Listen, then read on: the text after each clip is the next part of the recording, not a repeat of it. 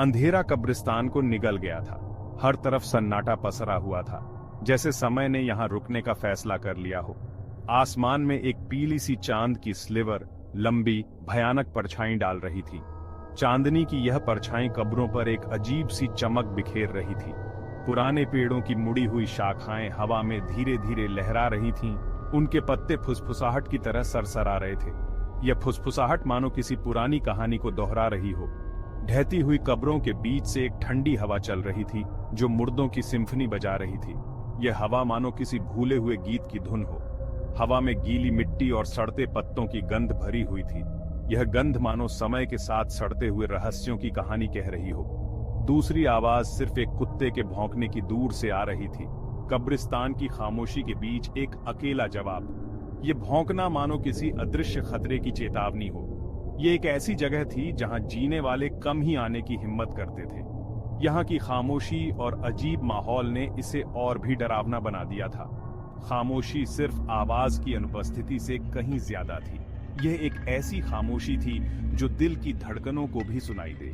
यह जीवित महसूस हुई, एक ऐसी मौजूदगी जिसने किसी को भी अपनी चपेट में लेने के लिए मजबूर कर दिया। यह मौजूदगी मानो हर कदम पर नजर रख रही हो।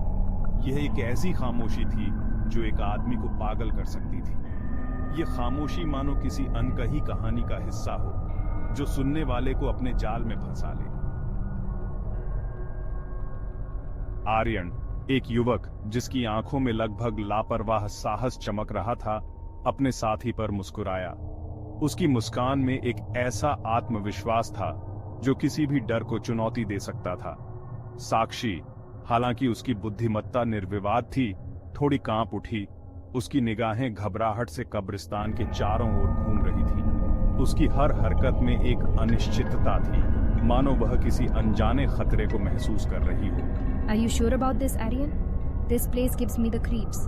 ये जगह ये गलत लगता है। हर कोने में एक अजीब सी ठंडक है। आर्यन हंसा, एक नीची सी गड़गड़ाहट जो कब्रिस्तान के सन्नाटे का मजाक उड़ाती हुई प्रतीत हो रही थी। उसकी हंसी में एक अजीब सा आत्मविश्वास था। Fear is a liar, Sakshi. Don't listen to it. Trust me, we are safe. उसने अपने कंधे पर लटके बैग को ठीक किया। उसके कदमों में एक आत्मविश्वास था जो भयानक सेटिंग को झुठला रहा था। उसकी चाल में एक दृढ़ता थी जो किसी भी डर को मात दे सकती थी। साक्षी हिचकिचाई, फिर एक गहरी सांस ली। उसने अपने डर को काबू में करने की कोशिश की। All right, but if we see anything at all, we leave immediately. उसकी आवाज हवा में खो गई। रात की ठंडी हवा में उसकी चिंता साफ झलक रही थी। आर्यन बस मुस्कुराया। उसकी आंखों में एक शरारती चमक थी। उसकी मुस्कान में एक रहस्य छिपा था। वे कब्रिस्तान में और गहरे उतरे। उनके कदम शांति में गूंज रहे थे। हर कदम के साथ रात और भी रहस्यमयी होती जा रही थी। वे कब्रिस्तान में जितना गहराई में जाते थे, हवा उतनी ही ठंडी होती जाती थी। हर कदम के साथ ठंड उनके शरीर में और गहराई तक उतरती जा रही थी, जैसे कि कोई अदृश्य शक्ति उन्हें रोकने की कोशिश कर रही हो। हवा तेज होने लगी। उनके चारों ओर एक जीवित चीज की तरह घूम रही थी। ये हवा नहीं, बल्कि एक चेतावनी थी, एक संकेत कि वे यहां स्वागत नहीं थे। फुसफुसाहट तेज हो गई, अलग अलग आवाजों में बदल गई, जो खुद पत्थरों से निकलती हुई प्रतीत हो रही थीं। ये आवाजें जैसे किसी पुरानी भूली हुई भाषा में कुछ कह रही थीं, जो उनके दिलों में डर पैदा कर रही थीं। क्या तुम यह सुन रहे हो? उसकी आवाज में एक हल्की सी कंपी थी, जैसे कि वह खुद अपने कानों पर विश्वास नहीं कर पा रही हो। वे बोल रहे हैं, मुर्दे। उसकी आंखें भय से चौड़ी हो गईं और उसकी आवाज में एक अजीब सी घबराहट थी। उसकी आंखें भय से फैली हुई थीं। आर्यन की बांह पर उसकी पकड़ मजबूत हो रही थी। वह उसे छोड़ना नहीं चाहती थी, जैसे कि उसकी पकड़ ही उसे सुरक्षित रख सकती थी। आर्यन ने ध्यान से सुना। उसका माथा एकाग्रता में सिकुड़ा हुआ था। वह हर आवाज को पकड़ने की कोशिश कर रहा था, हर फुसफुसाहट को समझने की कोशिश कर रहा था। आवाजें धीमी थीं, लेकिन निश्चित रूप से थीं। वे हवा में तैर रही थीं, जैसे कि कोई पुरानी कहानी सुना रही हो। वे कराहते हुए, विनती करते हुए, किसी अनजानी भाषा में रोते हुए प्रतीत हो रहे थे, जिससे उसकी रीढ़ की हड्डी में कंपकपी आ गई। ये भाषा उसने कभी नहीं सुनी थी, लेकिन इसका असर गहरा था। उसने कहानियां सुनी थीं, इस जगह के आसपास के किस्से।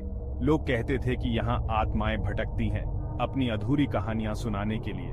क्या वे सच हो सकते हैं? क्या ये वही आत्माएं थीं जिनके बारे में उसने सुना था?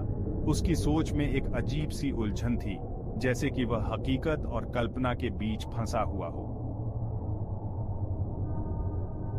हवा का एक झोंका, पहले से कहीं ज्यादा तेज, उनके चारों ओर घूमता हुआ उन्हें लगभग उनके पैरों से गिरा ही देता था। तापमान गिर गया, हवा भारी और दमनकारी हो गई, और फिर वह वहां था। उनके सामने एक आकृति मटेरियलाइज्ड हुई, जो स्वयं परछाई से बनती हुई प्रतीत हो रही थी। लंबा और भव्य भेदी नीली आंखों के साथ, जो एक आंतरिक आग से जलती हुई प्रतीत हो रही थी। उसने शक्ति की एक आभा बिखेरी, जो भयानक और प्राण पोषक दोनों थी। कौन इस पवित्र भूमि को भंग करने की हिम्मत करता है? आकृति गरजी, उसकी आवाज कब्रिस्तान में गड़गड़ाहट की तरह गूंज रही थी। आर्यन और साक्षी ने घबराई हुई नजरों का आदान प्रदान किया। यह कोई साधारण प्राणी नहीं था, यह कब्रिस्तान का रक्षक था, महान जिन्न। कहानियां जीवंत हो उठी थीं। जिन्न ने उन्हें ठंडी गणनात्मक निगाहों से देखा। आप किंवदंतियों का परीक्षण करना चाहते हैं? बहुत खूब, अपनी योग्यता साबित करो। उसने अपनी उंगलियां छटकाईं और नीली ऊर्जा का एक बोल्ट निकला, जो उनके सामने जमीन से टकराया। मेरी पहेली का उत्तर दो और तुम गुजर सकते हो। असफल, और आप उन बेचैन आत्माओं में शामिल हो जाएंगे जो अनंत काल तक इस जगह पर भटकती रहती है। साक्षी ने महसूस किया कि उसकी रीढ़ की हड्डी में कंपी दौड़ गई है। जिन्न की उपस्थिति भारी थी, उसकी शक्ति निर्विवाद थी। क्या बिना पैरों के, बिना पंखों के और बिना आराम के रात में चलता है? जैसे ही साक्षी ने उत्तर के लिए बेताब होकर अपने दिमाग को रैक किया, हवा तनाव के साथ फटी हुई थी। कब्रिस्तान के भीतर फंसी बेचैन आत्माओं की छवि उसके दिमाग में कौंध गई। उनके विलाप, शांति के लिए उनके रोने, उन्होंने रिहाई मांगी। समय, उत्तर समय है। जिन्न मुस्कुराया, एक धीमी किश्चनया मुस्कुराहट जिसने तनाव को कम करने के लिए बहुत कम किया। वाकई, लेकिन आपका मुकदमा अभी खत्म नहीं हुआ है। उसकी कलाई के एक झटके के साथ उनके चारों ओर की जमीन फट गई। भूतियां हस्तियां अशांत पृथ्वी से उठ रही थीं। इन बेचैन आत्माओं को शांत करो, उन्हें शांति दो, और तुम अभी भी अपनी स्वतंत्रता अर्जित कर सकते हो।